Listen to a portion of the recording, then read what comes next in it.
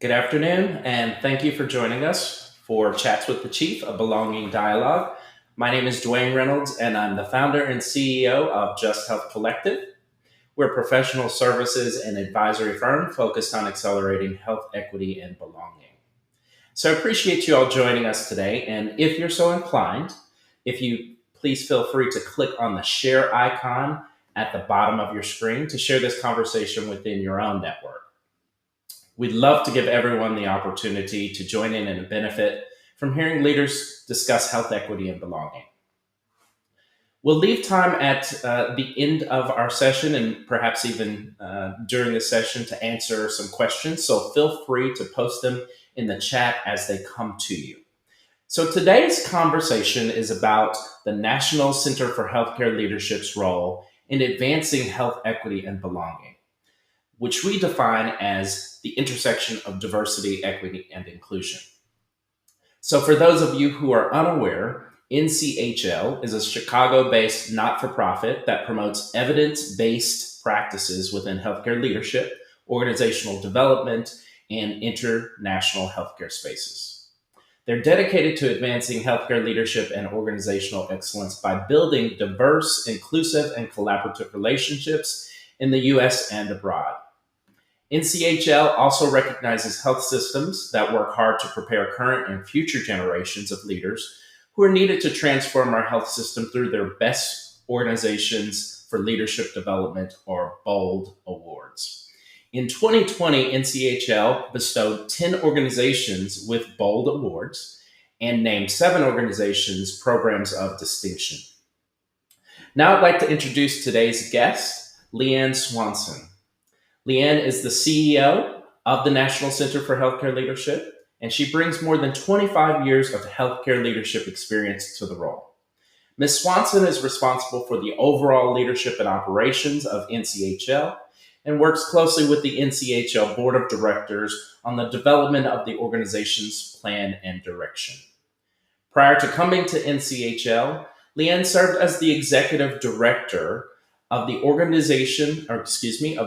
Donation and Transplantation Alliance, which is a national not-for-profit organization that provides learning solutions for the organ donation and transplantation community of practice. She also served as the Vice President of Education and Quality Services for the Arizona Hospital and Healthcare Association, where she directed and implemented statewide quality and education programs for member hospitals while driving organizational change to improve its education and quality department. LeAnn holds a Master's of Public Health from San Diego State University and a Bachelor of Science in Health Education from Northern Arizona University. So welcome, LeAnn, to the show. So glad that you're here. Thank you, Duane. It's great to see you. Great to be with you. Excellent. I oftentimes don't have guests who are right in the Atlanta area, and we probably should have gotten together to be in person, but everything's so remote. I'm still kind of in that mindset of remote, but we are so happy that you are joining us today. Glad to be here. Thanks, Duane. So NCHL participates in research focused on healthcare leadership, really in order to help its members make critical business decisions. So can you speak on how your results have made a strong business case for health equity and belonging with your members? Absolutely. And again, Duane, thanks for inviting me to be part of these timely monthly conversations that you host. And I'm happy to be part of it and look forward to meeting you in person one day, since we both live in the same state. But yeah, I appreciate the question. NCHL does include the pursuit of programs and national surveys and in the area of leadership development practices for health systems, with the primary goal of informing the industry about and sharing evidence-based practices about the role and importance of leadership and its development for improving health outcomes. And we have focused our attention on diversity and culturally competent leadership to drive that organizational performance. That's what we do. And so I'm happy to share a few examples on how our research has made a business case for this. You mentioned it in the introduction. Every 2 years, NCHL hosts a National Health Leadership Survey, which culminates in our Best Organizations for Leadership Development Award, or our BOLD Award. And this survey has 11 performance indicators, such as developing D&I and developing high potentials and attracting and selecting leaders. And then we recognize health systems that are leading in the field for preparing leaders who are doing, approaching better outcomes for all. And so the developing for diversity and inclusion indicator that I mentioned previously only accounted for 5% of the score, which contributed to whether or not we were going to award a hospital with a distinction of honor. And in 2020, we actually increased that dimension, the weight of that dimension, to 10%, recognizing that more emphasis on D&I has been shown to lead to better D&I leadership and development outcomes. And that dimension itself is calculated based on how representative leadership is of the population served. And so again, that we will be hosting or conducting the survey next year. It'll in 2022, and we look forward to the results that we can share with the community. And if I go back a little further in terms of NCHL's projects and practices and surveys, from 2008 to 2013, NCHL conducted or implemented a diversity leadership demonstration project. And that project evaluated the impact of diversity interventions on organizational performance.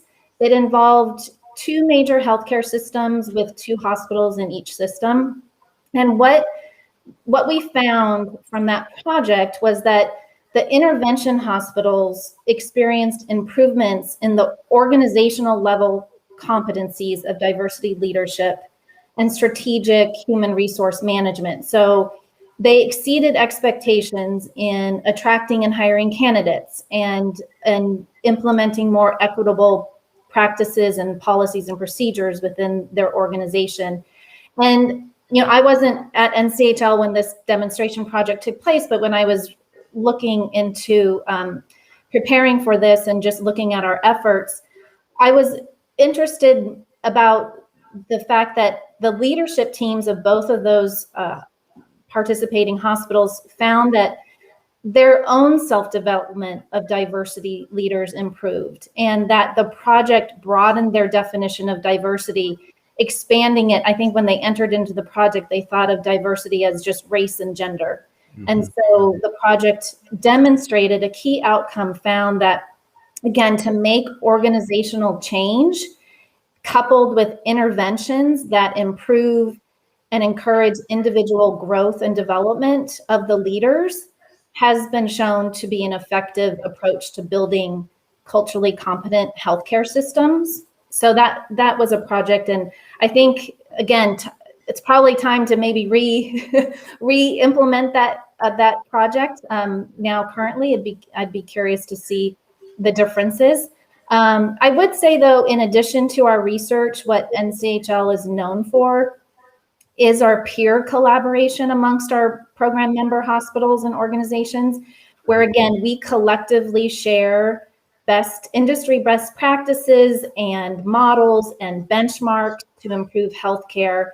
And really, you mentioned it in our mission. Our work, what we aim to do, is to support organizations in their efforts for organizational excellence and to help them build awareness about the importance of system-wide leadership and that leadership representing the populations they serve. And so that's the work that we will continue to implement going forward. That is excellent. I particularly love that you increase the weight of the diversity component of your BOLD survey. One of the things that, as I'm out consulting with organizations, I always talk to them about is the representation of both their board governance and their leadership teams um, as a reflection of the community. I think we are now coming to much greater understanding that the lived experience is very much important to reflect how you interact with certain communities, how you build trust within those communities, how you understand what their needs are. So I think it's great that you're really focusing on that in your BALD awards. And I too would be anxious to see what your next sort of research would look like with an organization around those dimensions of diversity, because I think things have clearly changed Yeah. in the last couple of years. And in fact, my next question is sort of related to that. So, prior to the pandemic and social unrest, I think health equity and belonging were not necessarily a top priority for most healthcare organizations. But I think that's changed fairly dramatically in really a year and a half period of time. So, why do you believe that healthcare organizations were slow to adopt this sort of strategic approach to these topics? That's a great question.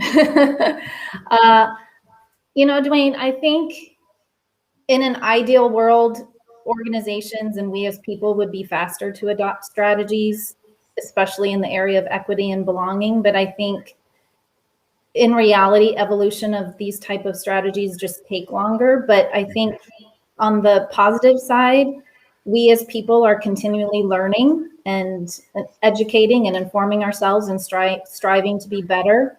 And I think, in this area, we need to understand that the root causes of a lack of diversity are often systemic and cultural. And I don't think then that there's really a quick fix to that, right? It requires being intentional in your efforts. It requires that shared learning, the peer collaboration that I mentioned. And it most importantly, I think, requires an honest acknowledgement about where we are as leaders, as organizations, and then the work that we have to do to adopt strategies and make change. And I think you don't have to look any further than society as a whole, right? Look, turn on the news and you can see how long it takes us to move the needle on certain things. And I think if I reflect on to my career, my personal journey in healthcare, where I've worked almost a little more than 30 years actually in all sectors, government, nonprofit, hospital, health systems, higher education. To your point, it's not until recently, Duane, that I can honestly say that DE&I has been a priority issue for healthcare, right? If I look back when I first started out of school, this wasn't a topic of conversation. So I think often for change and for us to be a little quicker in our processes, it takes I hope Duane is still there. I'm going to just keep talking, but it often takes a spark or a movement that causes us to change. And I think we're seeing that movement now in terms of diversity and inclusion. But if I draw upon my quality experience and looking back, it was the late 90s and early 2000s about when the Institute of Medicine report came to be and shined a light on hospitals and their need to improve quality in healthcare. And again, if you look at that, prior to that report, you would have thought, okay, why aren't hospitals doing what they need to do in terms of patient safety and quality? So that was the spark. That was the movement that helped work. I hope you can hear me, Duane. I just can hear you. keeping totally hear you. I was just having some video challenges, but I can hear somebody's listening. But I was talking about just an example of how DE&I think we could be quicker to adopt practices and change in this area because of these movements.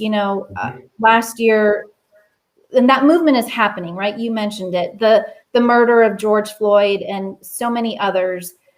change is beginning to happen, and I think it's beginning to happen more quickly. But I think we need to be mindful that in this particular area, I would hope that we are being as thoughtful and strategic in our approach to change as possible, because we want truly impactful change, right? Mm-hmm. Duane, you and I have had conversations offline where I've mentioned that you don't want DE&I to be the flavor of the day and then tomorrow it's gone, right? You can't you can't just say, oh, we're going to hire a chief diversity officer and then check the box and that's it. So I really do think, while we would like to have change happen more quickly, I do think for truly impactful change to occur in this particular instance, I'm okay with maybe a more thoughtful approach.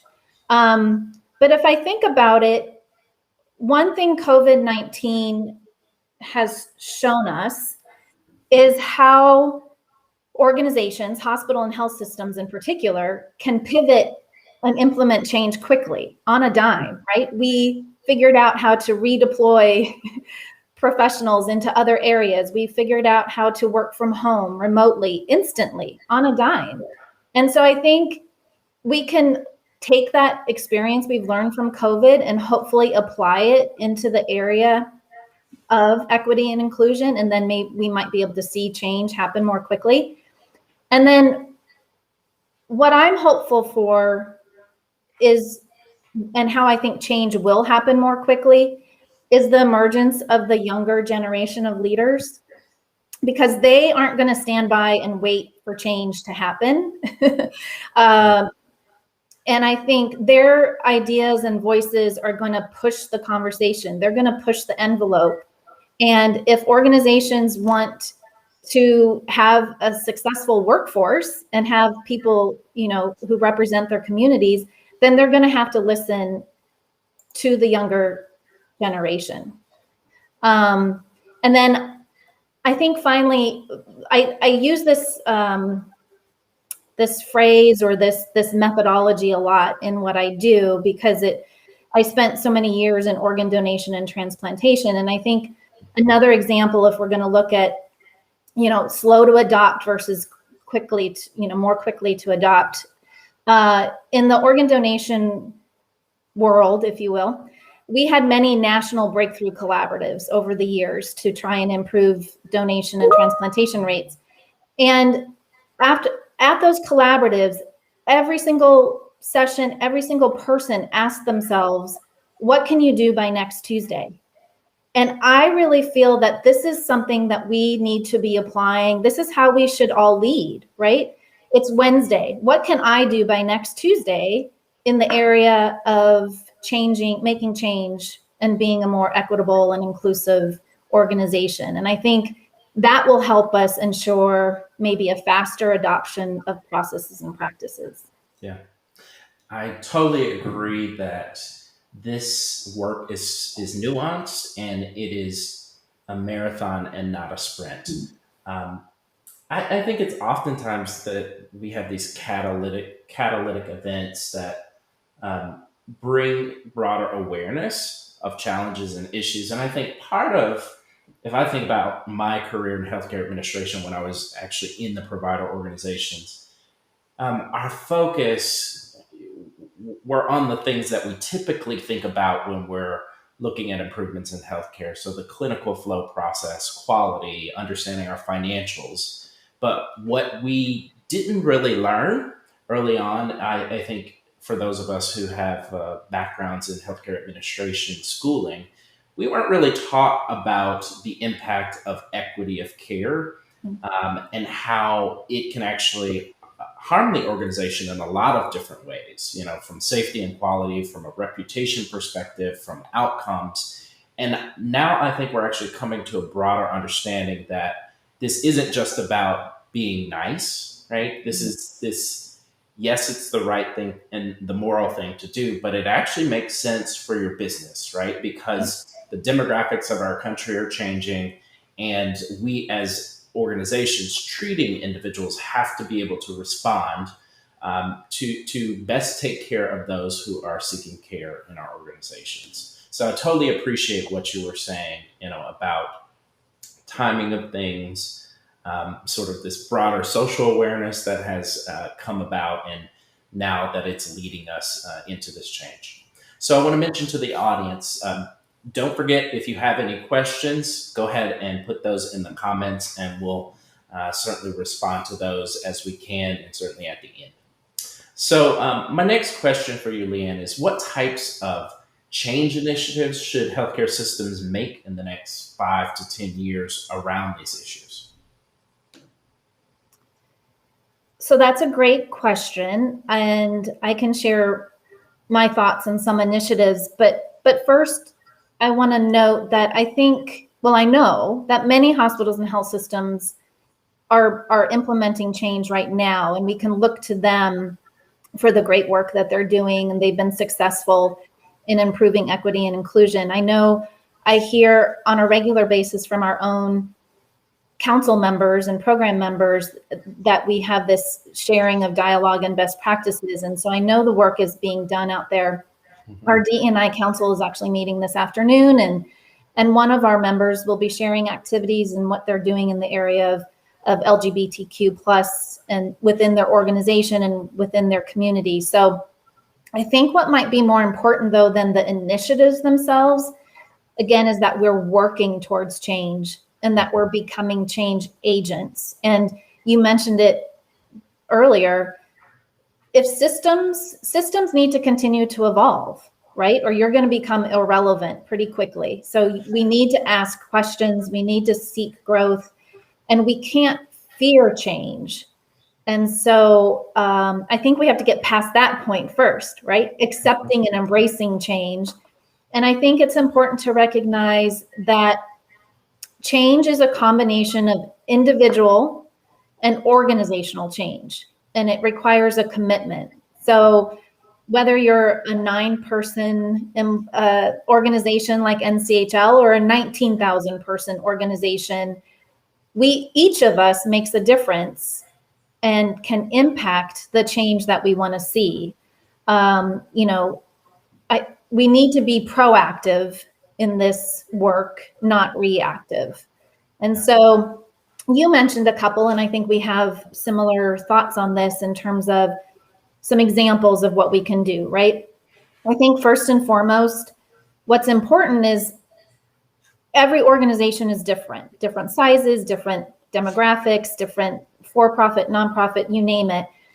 I think it's important to take a hard look at where you are currently and then ask yourself and your organization and everyone in there, where do we want to be, right? And that's the first step. But I think unless this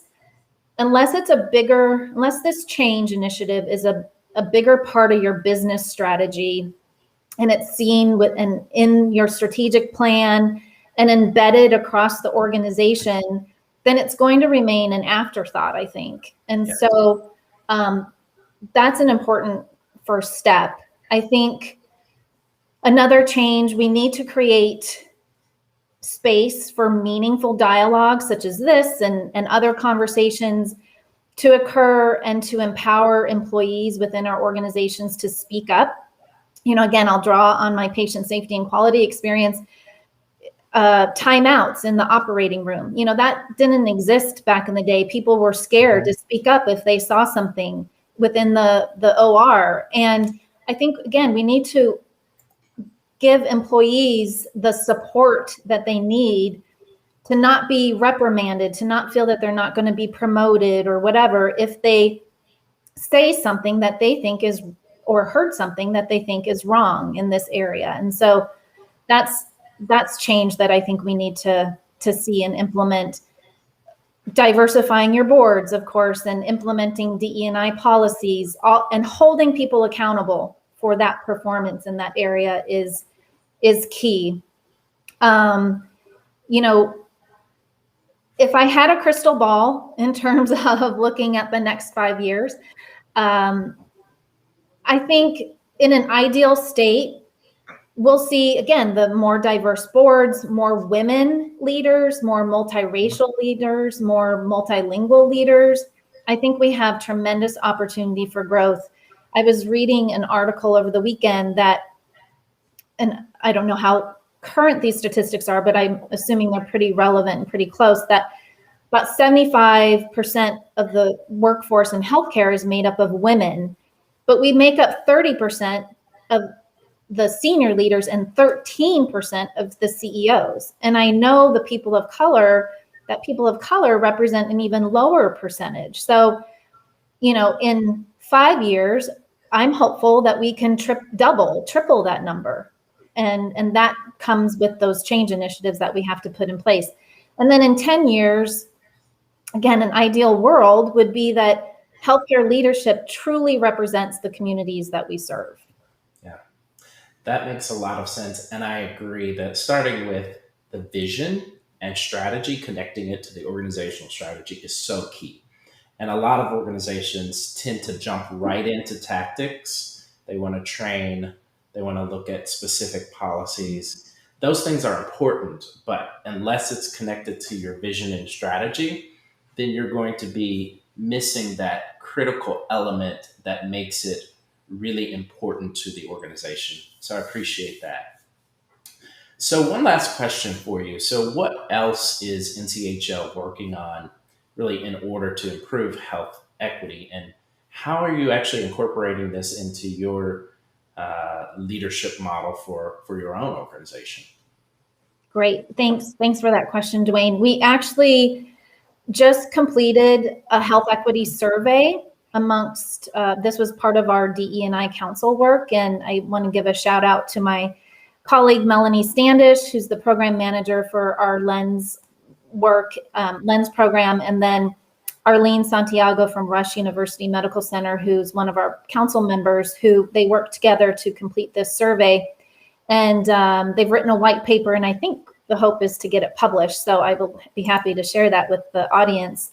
But the purpose of this survey was to uncover how hospitals and health systems across the U.S. are addressing health disparities among racial and minority populations during COVID-19, looking at different social determinants. And what they found among the responding organizations was that the focus on health equity obviously escalated during the pandemic, but the programs and the remedies that they put into place to help with this positively will likely continue even after the pandemic subsides. So that's encouraging. Yes. And so, and I think to your question of what we, and I know we're just coming up the end of the time here, but I think if I am completely honest, Duane, I'll be the first to say that NCHL as an organization is still working on improving our own DE&I efforts. And I, as the CEO, I'm committed to ensuring that we have an inclusive and equitable environment for our team, and that we're working to help our program members achieve their mission and work in this area. And so we have a lot of opportunity, but a lot of progress to make. And I think, like many other organizations, we're in this together. And I do want to just mention a couple things that we have done that I'm actually very proud of. We did change our mission statement late last year, to include a focus on DE&I. So that I'm excited because it more closely aligns with our work. We're working continually on improving our communications to ensure we're celebrating diversity and equity. Our board has become more diverse with thanks to the efforts of our board chair and John Bluford, who was a board member for many years, who really helped us recognize the need for this change and helped drive that. And I just want to quickly mention, because I'm excited about what just recently happened. We have an annual conference, which I think you know about, is in the fall. And the planning committee recently met to start working on the conference. And this is an example of the younger generation leader that I'm talking about. We had a young leader who's on the committee. And the first call we had, before we got into any logistics, he questioned the name of the conference. The name of our conference for many, many years was the Human Capital Investment Conference. And it sparked a conversation on that call, and people started speaking up and saying, that's pretty antiquated. It's a non-inclusive name. Can we think about changing it? And I'll be the first to admit, I kind of paused and I was like, well, maybe in the let's look at it, changing it next year. And I did walk that back because I thought, well, wait a minute, why next year? Why not now? And so I'm pleased to say that the name of our conference, we had a brainstorming session the following week. And we have now since renamed the conference to the Organizational and Leadership Excellence Conference, which more closely aligns with our mission and work. And I think that's an example of how it might be, change can happen quickly if you want it to happen quickly, right? And it's that younger generation who sparked that conversation. And also for the conference, for the first time ever, I'm proud that we are going to require all session presenters.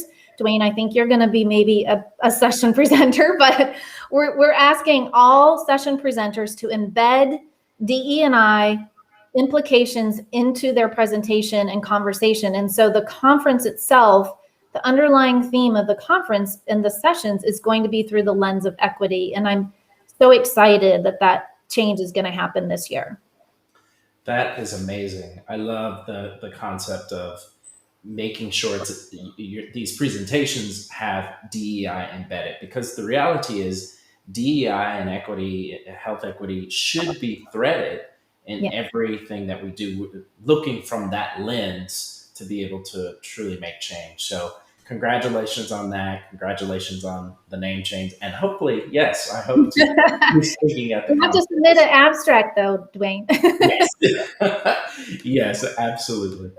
So I want to see if there are any questions that have come in before we wrap here. It doesn't look like there are many that have come in. I'll just give it a sec.